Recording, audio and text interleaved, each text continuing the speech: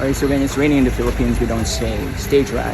Instead, we say, okay na, natudula da ita. Mag-chat nga tulat at ginin at bumara tabagayong. Good morning, half crazies. So, dito ulit tayo sa UP. Wala lang iba eh. This is the safest place to run. So, okay. So, ang gagawin natin ngayon is i-explore natin yung mga other side of UP Acatobal. We're going to look for this place they're calling Heartbreak Hill. I don't know where that is, pero hanapin natin. And then maybe some other spots that we haven't seen before. So that's what we're going to do. Half human, half sober. Yeah. Okay, not sure kung eto na yung Heartbreak Hill. Parang medyo paangat siya. Teka, Google natin.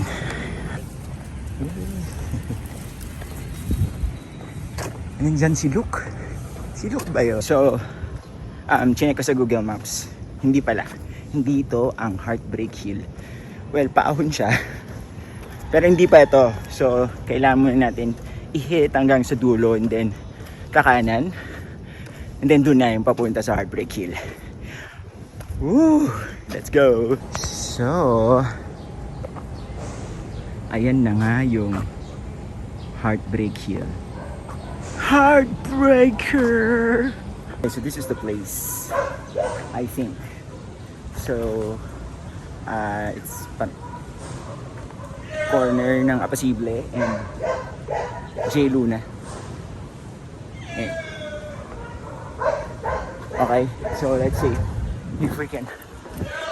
Kasi feeling ko, mas steep pa yung sa tinatakbuhan ko sa may Batasan. Siyempre, kaya nga Batasan Hills, diba? Eto, ay sakto lang. Parang yung sa may, if you're running around General Ordonez in Marikina, yung paahon na part, parang medyo mas steep pa doon. Pero pwede na rin dito mag hill repeat. Sakto lang. That's it. Bilis. Naririnig niyo yun? Okay. So, alam ko, Heartbreak Hill to. Pero hindi ko alam na pagka-reach mo dito sa taas, may mga maririnig ka okay. Sa church pala yun. So, nakala ko mga angels. Kala ko deads na tayo. Anyways, continue. What we're doing right now is just, roaming around this area ng UP. Kasi, sa tagal ko na tumatakbo dito, di pa ako nagawid dito. So, okay din pala dito. Tahimik siya. Para kang nasa Narnia. Okay, so nandito pa rin tayo sa Narnia. And if you're going to ask me ano yung mga pinapakinggan ko while I'm running, well, dalawang genre lang yung usually pinagpipilian ko. It's either pop punk or melodic metalcore. Yeah, so mga tipong pop punk na 4 Years Strong, Neck Deep, mga ganun. Of course, New Found Glory, old school. Then kapag melodic metalcore na mga tipong Trivium, Killswitch Engage. Then recently nakinig din ako ng Lorna Shore. Yun yung mapapaganong ka habang tumatakbo eh. Grabe lagi, galing talaga ni Will Ramos. Pero sana kaya natin tumakbo habang kumakanta ng ganun. Okay, so may mga puno ng saging. Pero Ilocano ako, so hindi ko gagalawin yan. So far, wala rin mga stray dogs. So safe na safe talaga. Hindi mo na kailangan magdala ng patpat. Makakatakbo ka dito peacefully. Kasi most of the dogs are house dogs. So nasa loob lang sila ng mga bahay, I think. Follow the leader, follow the leader. Okay, so gusto kong pumunta dyan, kaso no entry. Ikot na lang tayo. Parang gusto ko i-try pumunta dyan. May puno ng saging. Huwag na. Alright, so nandito tayo sa ang bahay ng alumni. This is actually the first place na napuntahan ko na may Comic Con convention. Comic Con. At sinabi ko pa yung convention ni Con na nga. Pero with the K. So this is that was actually my first time to meet Jerry Alangilan in person, tsaka si Sarge Gilbert Monsanto. So if you're a fan of Kick Fighter comics, so putang ina, sa tagal ko dito sa UP, ngayon ko lang na-discover na nandito pala yung racetrack. Wala, nag-give up na yung pusa. Kanina, hinahandle ng pusa yung kalapati. Tsaka yung mga, ayan, yung family. Pero nakita niya kasi yan. Natakot yung pusa. So, nandiyan na siya ngayon. Nagtatago. Ha! Pussy! Okay, so, babalik na tayo sa Akad Oval. And usually dito na ako dumadaan pag galing ako sa may area ng bahay ng alumni. And look at this. Okay. So, kwentong bahay ng alumni. Dati kasi pre-pandemic nung bukas pa yung Chocolate Kiss. Doon ako tumatae. Yun lang. Okay, so medyo matagal-tagal pa tayo. Naka 17.65 kilometers pa lang. Target natin today is 35 fucking kilometers. Nandito tayo sa Oblation. If you know this place, then alam mong iihi ka na dito. Ayan, so ganito. Ganyan. Ganyan dito sa UP pag Sundays. The good thing is close talaga siya sa mga vehicular transport. That's from Michael Scott. And pag weekdays kasi, even Saturdays, by ka-share mo yung mga sasakyan dito sa Akad Oval. So, okay lang, mas maraming tao dito kasi at least kampante ka, hindi ka mababangga. Siguro ang mababangga mo lang dito is yung crush mo. So, dito, yan.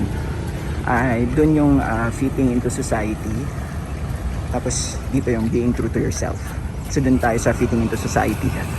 It's starting to rain. And majority ng mga tao ay medyo nag-give up na, sumilong na.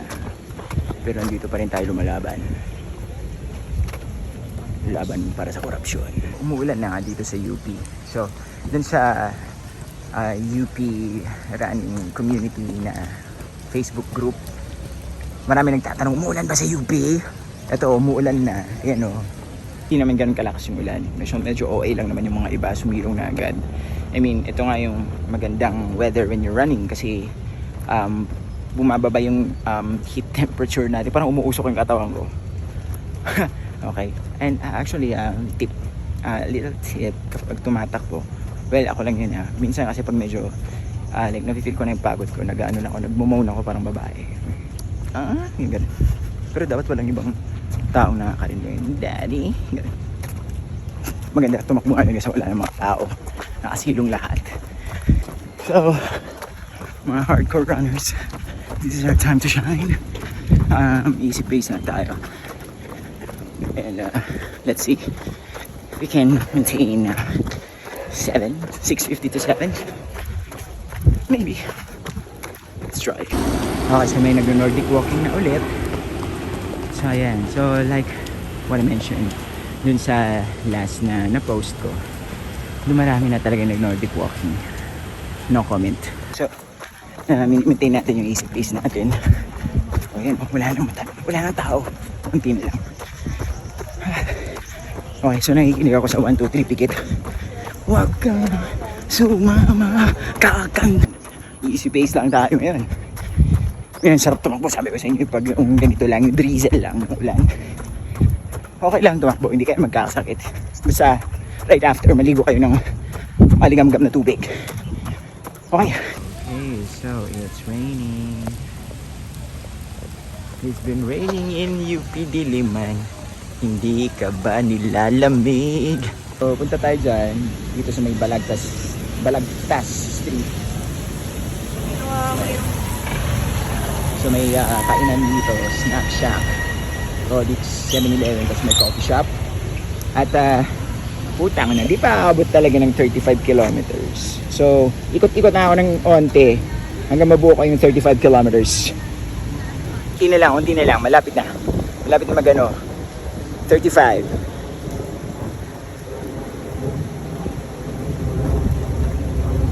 Putang ina.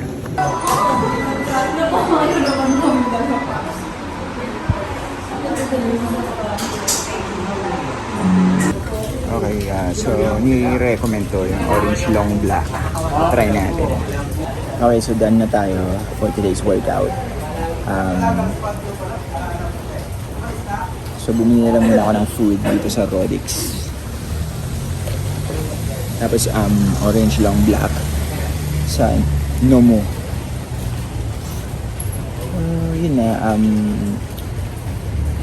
next week hopefully we can do 40k.